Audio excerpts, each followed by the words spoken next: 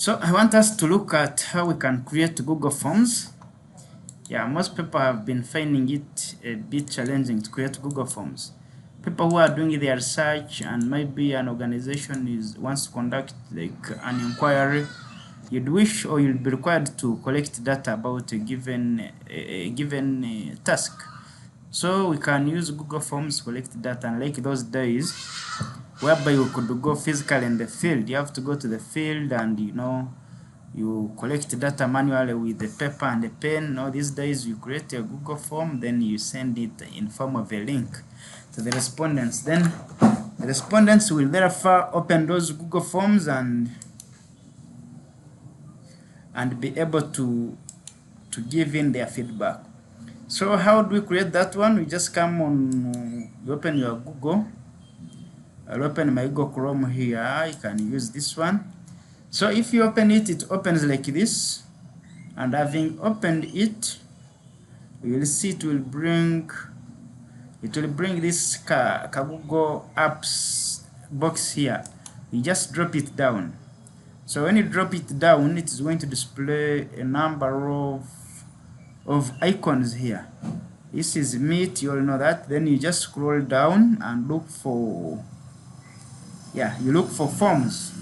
So when you look for forms, you just click on the forms to open. Yeah, it takes some quite time. So when it opens, it will open like this. These are the forms that I have so far worked on. You just come and check on a blank form. You click on a blank form. Yeah. Click on a blank form and it will open like this. So this is our form. You look here, it shows you questions. You can now start setting your questions. Then you have responses here. You can as well go to settings. Maybe you want to make settings. Like here they are saying, make this a quiz assignment point values, set answers and automatically provide feedback. You can give answers to the questions that you have not yet set. So you have your form. It is not titled. You can give it the title. Might be data about fishermen in the country. So maybe you want to do data about fishermen. Now here they are asking you about the description. What is the description of the form that you're creating? Maybe you can go ahead and say this form will collect data about all fishermen in Uganda. You can make even a better description to your form. So you can change on the way how your form appears. You can italicize it, you can underline it, or you can do a lot of things. So the first question, you'll have to come here and create the first question. You click in the question and say, what is your name? Maybe that is your first question. What is your name? So this question, you just drop down this icon and you will make sure that the person can give a short answer. We all know that a name cannot be something which is too long. The person will give a short answer. So this is question number 1. Maybe we want to go ahead and then this is a condition. You can make it unrequired or we make it required. Without a person filling in this, he cannot continue to fill in others. Therefore, we can add also another question number 2. Here you can ask how old are you? Now maybe I want to make this one a multiple choice question. You drop down and you give, I will not give short answers here, but I will give multiple choice. Multiple choice, the first option I will say, I'm an adult.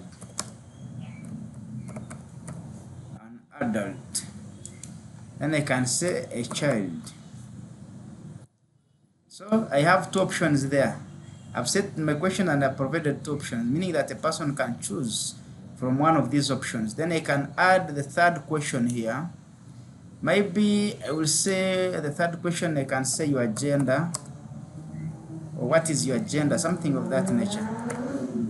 Then gender, we all know there are only 2 genders. So I will come and make it a multiple choice, and the first option you can maybe ask if he's a male. Then you also go ahead and add the second option. So this is the first option is male. Then you can come and add another option that is a female. So you add another option which is a female, and you also make this question required. So we are done with creating our form. This form consists of 3 questions. You can go and add as many questions as possible. Then all these ones, maybe if you want to do some attachments, maybe you want to add a title and something of that nature, you want to add sections, all these things, they come in. You can even upload a file. Depending on what you want to do. You can just move through these, you will navigate through these icons to see what each of them does.